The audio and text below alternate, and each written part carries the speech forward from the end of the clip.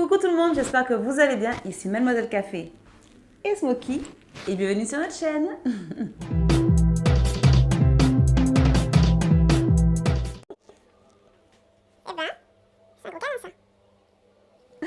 Alors aujourd'hui, je vous retrouve pour une nouvelle vidéo sur le défi Organise ton budget. Alors aujourd'hui, on a une invitée, elle s'appelle Isabelle, donc elle crée ces petites choses-là. Donc ce sont des enveloppes en fait. Donc j'ai commandé mes enveloppes et j'ai réalisé un petit peu ma gestion par rapport à mon défi de ce mois-ci. Et avant de commencer, j'aimerais savoir comment s'est passé votre calcul du reste à vivre. Alors pour ceux qui n'ont pas vu la vidéo précédente, je vous invite à cliquer sur le i qui est ici. Et je vous laisse regarder la vidéo pour comprendre un petit peu de quoi nous allons parler aujourd'hui. Donc pour ceux qui ont calculé leur reste à vivre, vous avez eu trois options. Donc soit votre reste à vivre était positif, soit il était nul, soit il était négatif. S'il est positif, bon, je pense que vous n'avez pas vraiment besoin de moi, mais je vous invite quand même à rester et regarder la vidéo. S'il est nul, c'est déjà un bon point. Ça veut dire que vous vivez avec vos revenus, donc c'est très bien. Et par contre, s'il est négatif, là, il y a vraiment un petit travail à faire sur s'organiser, savoir gérer son budget. Donc, je vous invite vraiment à rester jusqu'au bout de cette vidéo et jusqu'au bout du défi. Si le reste à vivre est négatif, malheureusement, il n'y a que deux solutions. Soit on gagne plus d'argent, soit on dépense moins. Si vous voulez gagner plus d'argent, il existe plusieurs possibilités. Vous pouvez soit rendre des services. On voit beaucoup ça sur les réseaux sociaux. Il y a des groupes qui existent pour faire des échanges de services et qui sont rémunérés, je dirais, à moindre coût. Ensuite, il y a tout ce qui est revente d'articles qu'on n'utilise plus. Donc, je pense aux vêtements, aux jouets des enfants, les outils, par exemple, que monsieur bricoleur avait décidé d'acheter mais qu'il n'utilise jamais. Il y a aussi la possibilité de faire du babysitting, surtout quand on est jeune, ou du pet sitting si vous aimez les animaux. Autre chose, c'est la location de votre logement ou de votre voiture. Et enfin, c'est la possibilité d'utiliser un talent. Donc moi, c'est ce que je fais dans la mesure où je suis chanteuse en plus de mon travail de tous les jours. Et j'ai la chance de jouer dans des restaurants, dans des bars, surtout l'été. Et c'est vrai que ça permet d'apporter comment on dit, manne financière supplémentaire, je crois que c'est ce qu'on dit. Ce qui permet d'apporter un supplément de revenus. Maintenant que nous avons vu comment gagner plus d'argent, nous allons passer à comment dépenser moins. La première chose, c'est vraiment d'être organisé. Encore une fois, je le répète, je ne suis pas quelqu'un d'organisé et je me rends compte que sans ça, je suis complètement perdue. C'est vraiment de prendre le temps de se regarder ce dont on a besoin. Par exemple, pour les courses, pour éviter tout ce qui est gaspillage, on fait des listes et comme ça, on évite d'acheter des choses dont on n'a pas besoin. Ensuite, il y a acheter au lieu de louer lorsqu'on utilise des choses régulièrement. Je reprends l'exemple de monsieur qui fait du bricolage. Donc, s'il a toujours besoin d'une perceuse, plutôt que de la louer, il va directement l'acheter.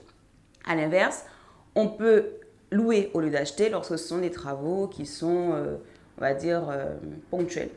Enfin, il y a les dépenses qu'on va dire addictives, je mets des guillemets, mais voilà, donc tout ce qui est cigarettes, alcool. Donc, c'est des dépenses qui, un, ne sont pas forcément très bonnes pour la santé et deux, qui font un trou dans notre poche. Maintenant, passons à la réalisation du défi. Pour cette méthode, j'ai contacté Isabelle qui gère le blog Gère ton budget. Donc bonjour Isabelle, bienvenue sur ma chaîne. Est-ce que tu peux te présenter, nous dire un petit peu qui tu es? Bonjour à tous et merci beaucoup à Mademoiselle Café pour l'invitation, ça me fait super plaisir. Alors moi je m'appelle Isabelle, j'ai 25 ans, ça fait à peu près un an que j'ai ma boutique en ligne d'enveloppe budget, donc je les fabrique moi-même.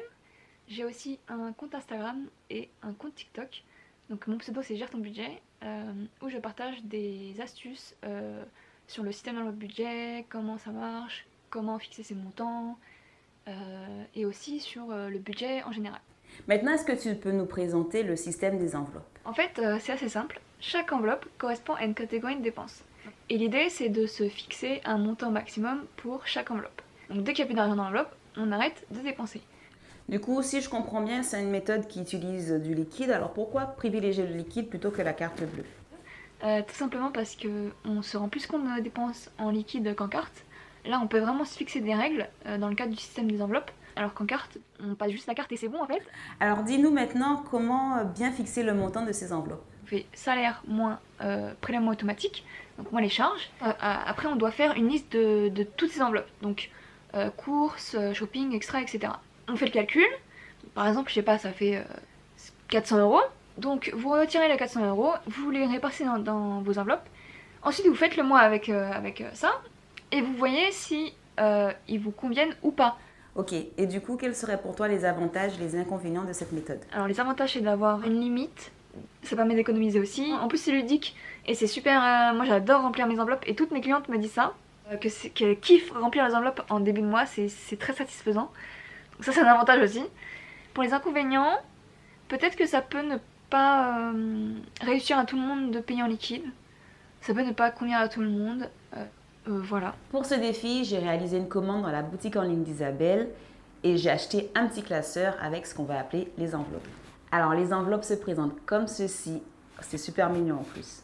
Comme vous le savez, c'était votre exercice pour la semaine dernière, nous avons réalisé le reste à vivre. Donc c'est grâce à ce reste à vivre qu'on va pouvoir établir le montant de nos enveloppes. Ce que j'ai fait, c'est que j'ai enlevé une partie de mon reste à vivre et je l'ai réparti dans différents items. L'alimentation, les carburants, l'esthétique, les sorties et les extras. Tous les mois, j'utilise à peu près 200 € de courses et j'ai la chance d'avoir des tickets restaurants. Donc ce que j'ai décidé de faire, c'est de faire un mix entre mes tickets resto et mon espèce. Et je vais réitérer cette opération pour chacune des enveloppes.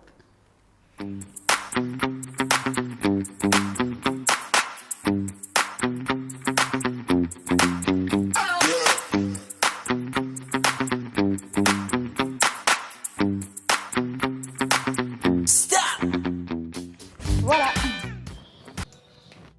Vous l'aurez compris, la mission que je vais vous confier pour la semaine qui arrive, c'est de réaliser vos enveloppes. Si vous voulez, vous pouvez le commander sur le site d'Isabelle. Je mets tout ça en barre de commentaires. Sinon, vous pouvez le faire de façon classique avec des enveloppes standards. Voilà, c'est tout pour moi. Je vous fais plein de gros bisous et je vous dis à très vite pour une prochaine vidéo. Bye bye!